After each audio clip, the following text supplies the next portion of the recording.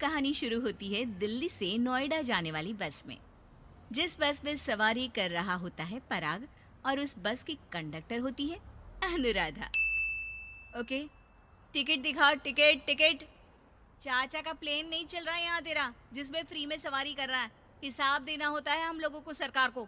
निकाल पैसे, चल। पराग दूर से अनुराधा को देखता है। अरे यार, कितनी धाकड़ लड़की है। मजाल है कोई कुछ बोल दे। कितनी समझदार और कितनी कॉन्फिडेंट। आज से मैं तो इसी बस में घर जाया करूंगा।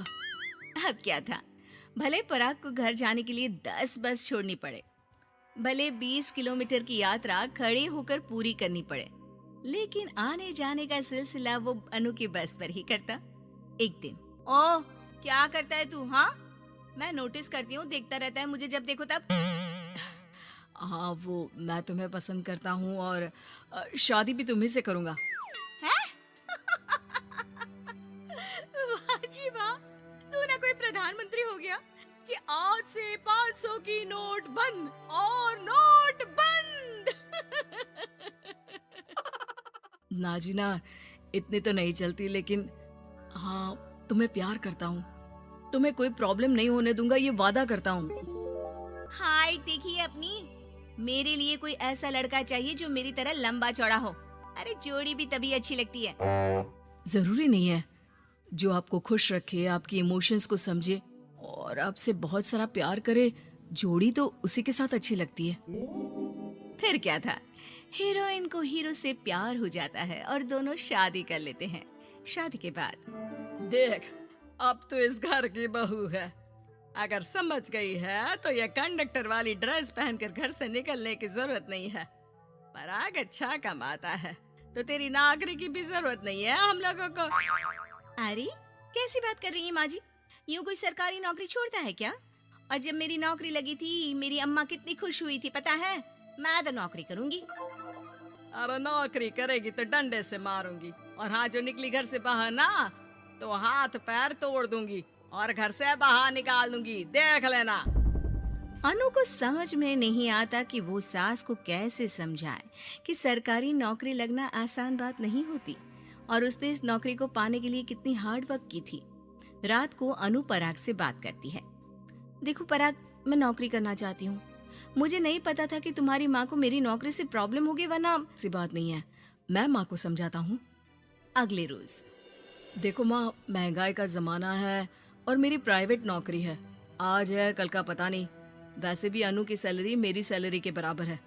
अगर ये भी नौकरी करेगी तो हम लोगों को जिंदगी जीने में आसान हो जाएगी ना। सास को बेटे की बात समझ में आती है और वो अनु की नौकरी के लिए मान जाती है।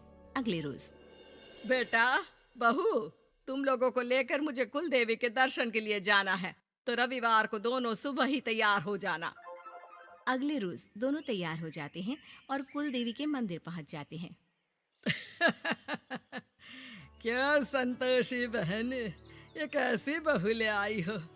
बहू बेटा लग रही है और बेटा बहू। अरे कोई पहलवानी लड़ानी थी क्या जो इतनी लंबी चौड़ी बहू ले आई? अब क्या बताए पंडित जी, जो बेटे ने पसंद किया हमने उसे हाँ कर दी। अब बेटा जाने और उसका परिवार, और ये तो बस कंडक्टर की नौकरी करती है इंटरस्टेट। और सच्ची, वाह वाह वाह, यह तो बड़ी बात है संतोषी। तुम तो किस्मत वाली निकली जो सरकारी नौकरी की बहू ले आई। यह तो वही बात हो गई कि घी के लड्डू का कोई शेप थोड़ी ना देखता है तो घी का लड्डू ही। सास को बहू की तारीफ सुनकर बिल्कुल अच्छा नहीं लगता। वो जल्दी से पूजा पाठ करवा कर उन लोगों को घर ले आती है। एक रोज, संतोषी बहन, तुम लोगों का घर बड़ा अजीब सा लगता है। भाई साहब बहन जी और बहन जी भाई साहब जैसी। अरे बस किया कर, सरकारी नौकरी देखी तो हाँ बोल दिया, और इतना भी क्या, पैसे की चिंता। चलती हूँ, खाना बनाना है। क्यों, बहू नहीं बनाती क्या खाना? अरे नहीं, वो तो नौकरी करने जाती है ना, तो उसके आने से पहले खाना बना देना पड़ता है, वरना पता है ना आजकल की लड़कियों की ज़बान कितनी लंबी होती है। तेरी बहू की तो कुर्सी तोड़ने वाली नौकरी है। यहाँ बैठती है जैसे उठकर ऑफिस में बैठ जाती है, फिर क्यों थक जाती है कि खाना भी नहीं बना पाती। मेरी बहू भले कंडक्टर है, लंबी चौड़ी, लेकिन बता रही हूँ सारा दिन सवारी से मत्था पच्ची करती है। लेकिन मजाल है, शादी के बाद एक दिन भी मुझे किचन में जाने दिया हो ना जी ना।